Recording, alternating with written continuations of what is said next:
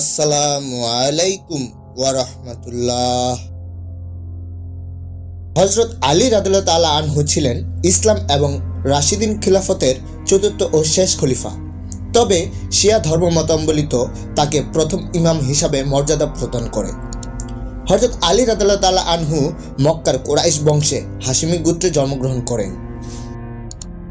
তিনি ছিলেন মহানবী সাল্লাল্লাহু আলাইহি সাল্লামের চাচাতো ভাই এবং জামাতা। তিনি একমাত্র ব্যক্তি যিনি বালক বয়সে ইসলাম ধর্ম গ্রহণ করেন।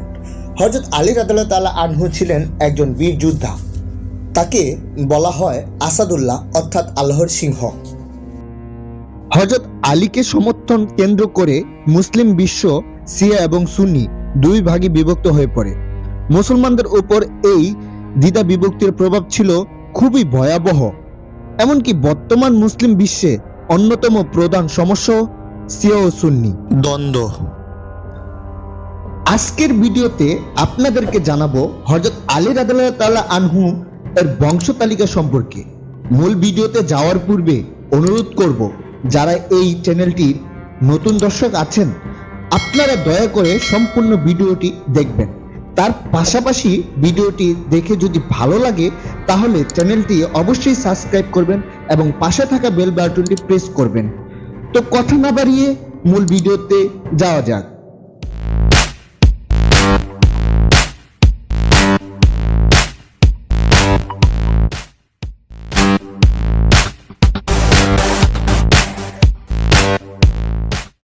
হ্যালো ভিউয়ার্স, হযরত আলী রাদিয়াল্লাহু তাআলা আনহুর বংশ তালিকা সম্পর্কে জানতে হলে আমাদেরকে ফিরে যেতে হবে মক্কার কুরাইশ গোত্রের প্রধান আব্দুল মানাফের কাছে।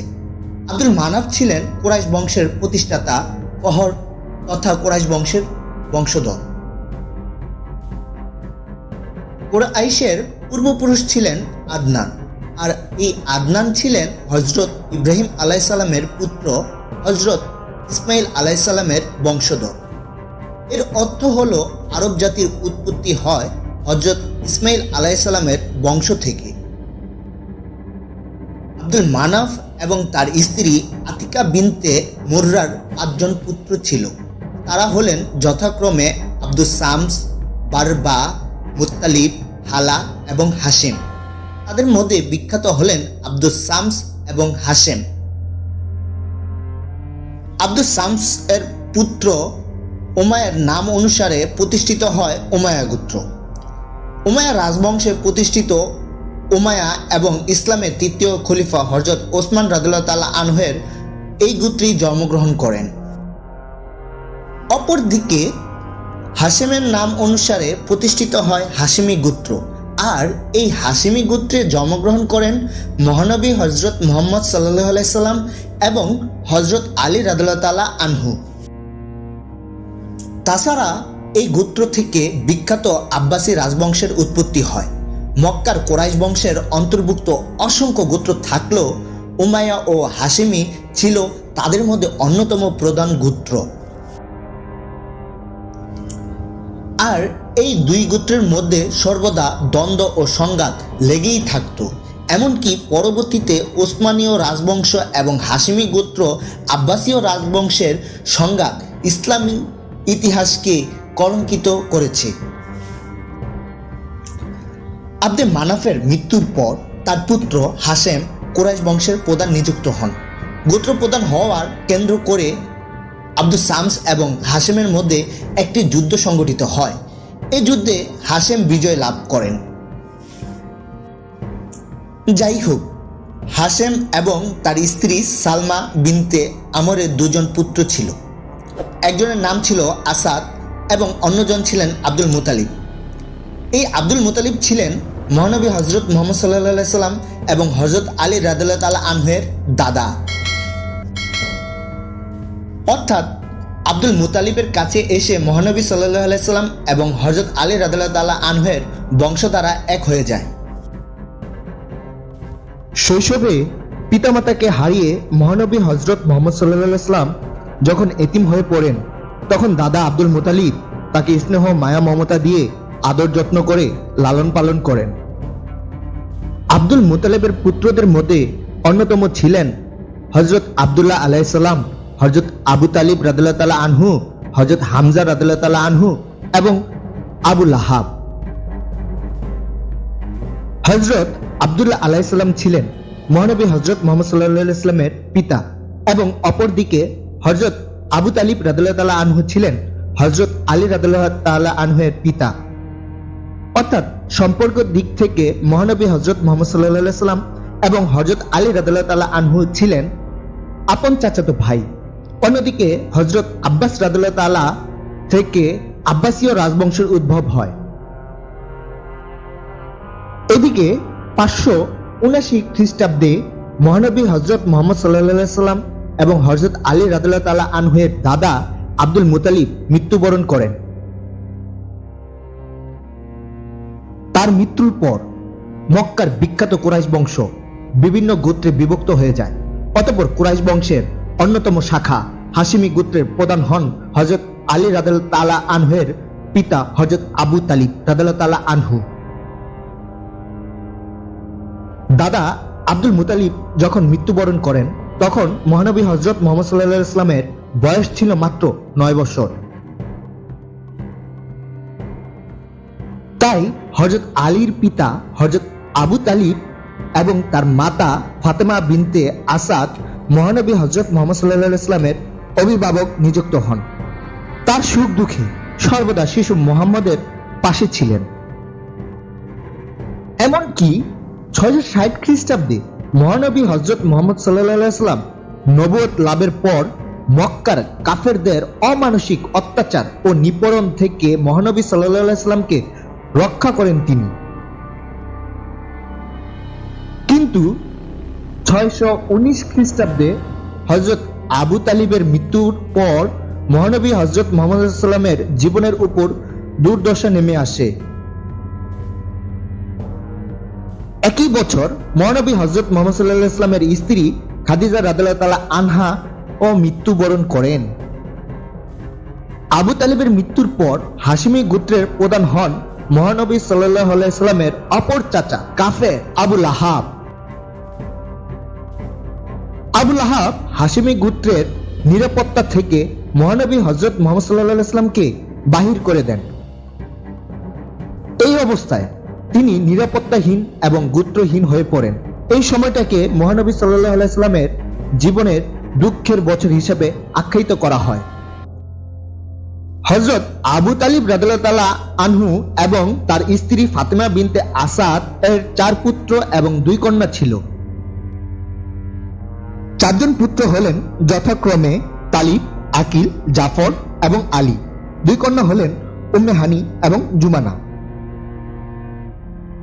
হযরত জাফর রাদিয়াল্লাহু তাআলা আনহুর প্রথম দিককার ইসলাম গ্রহণকারীদের মধ্যে অন্যতম একজন ছিলেন। তিনি ইসলামের খেদমতে নিজেকে উৎসর্গ করেন। হযরত আবু তালিবের অপর পুত্র হযরত আলী 601 খ্রিস্টাব্দে জন্মগ্রহণ করেন। তিনি মহানবী হযরত মুহাম্মদ সাল্লাল্লাহু আলাইহি ওয়াসাল্লামের চেয়েও প্রায় 30 বছরের ছোট ছিলেন। শৈশব থেকেই তিনি মহানবী হযরত মুহাম্মদ সাল্লাল্লাহু আলাইহি ওয়াসাল্লামের সংস্পর্শে বেড়ে ওঠেন। আবু তালিবের আর্থিক সংকট থাকায় যুবক বয়সে মহানবী হযরত মুহাম্মদ সাল্লাল্লাহু আলাইহি ওয়াসাল্লাম হযরত আলীর ভরণ পোষণের দায়িত্ব গ্রহণ করেন। এমনকি হযরত আলীর পিতা মৃত্যুবরণ করলে মহানবী হযরত মুহাম্মদ সাল্লাল্লাহু আলাইহি ওয়াসাল্লাম হযরত আলীর অভিভাবক নিযুক্ত হন।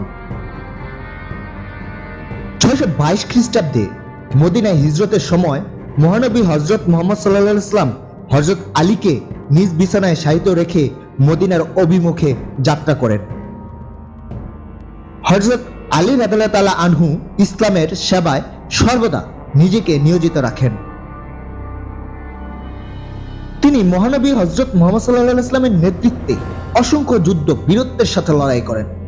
মুসলিম জাতির ইসলাম এবং ইসলামিক রাষ্ট্র রক্ষায় গুরুত্বপূর্ণ ভূমিকা পালন করেন।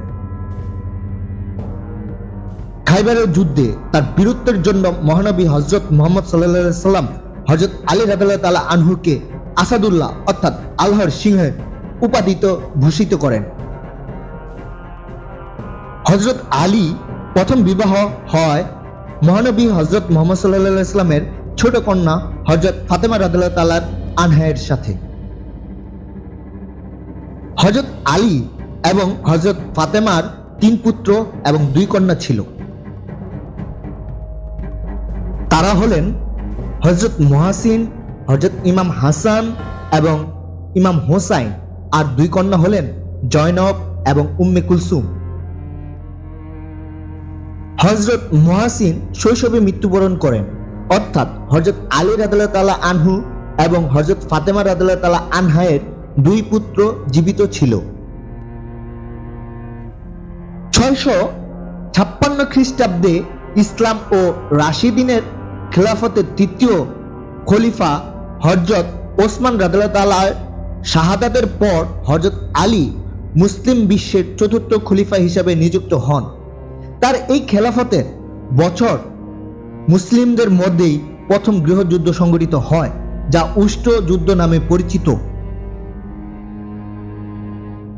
এরপর বেশ কিছু কারণে সিরিয়ার প্রাদেশিক শাসক মুবিয়ার সাথে 657 খ্রিস্টাব্দে সংঘটিত হয় ঐতিহাসিক সিফফানের যুদ্ধ।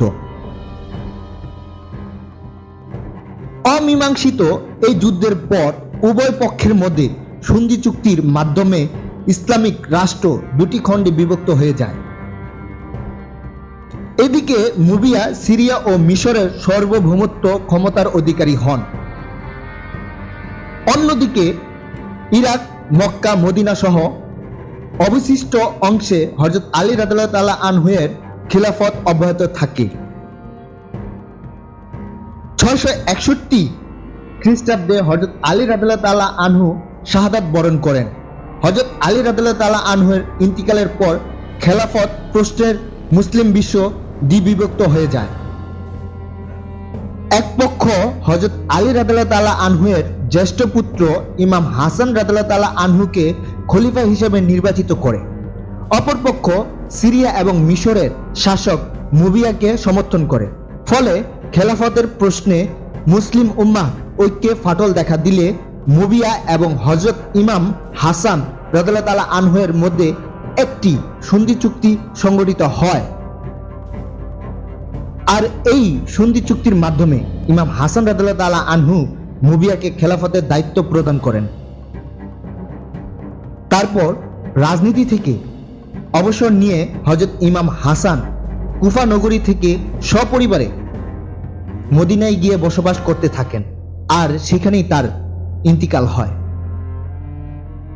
অপরদিকে 661 খ্রিস্টাব্দে হযরত ইমাম হাসানের সাথে মুবিয়ার চুক্তি অনুযায়ী মুবিয়ার মৃত্যুর পর ইমাম হোসেন রাদিয়াল্লাহু তাআলা আনহু ইসলামের পরবর্তী খলিফা হিসাবে নিযুক্ত হবেন।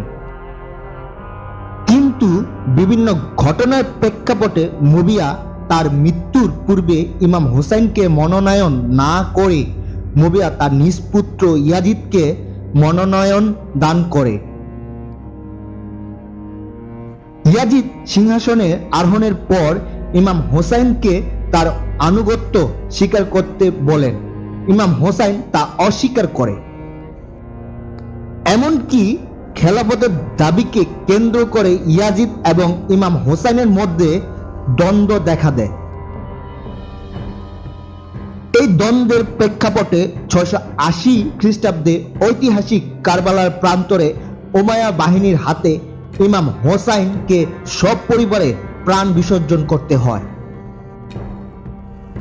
হযরত ইমাম হোসাইন শাহাদাতের পর মুসলিম বিশ্ব শিয়া ও সুন্নি নামে চিরতরে দ্বিবিভক্ত হয়ে যায়। সম্মানিত ভিউয়ার্স, এতক্ষণ আমাদের সাথে থাকার জন্য আপনাকে অসংখ্য ধন্যবাদ। আর আমাদের ভিডিওটি যদি আপনাদের ভালো লেগে থাকে তাহলে আমাদের চ্যানেলটি অবশ্যই সাবস্ক্রাইব করুন এবং পাশে থাকা বেল বাটনটি প্রেস করে দিন। ভালো থাকুন, সুস্থ থাকুন। আল্লাহ হাফেজ।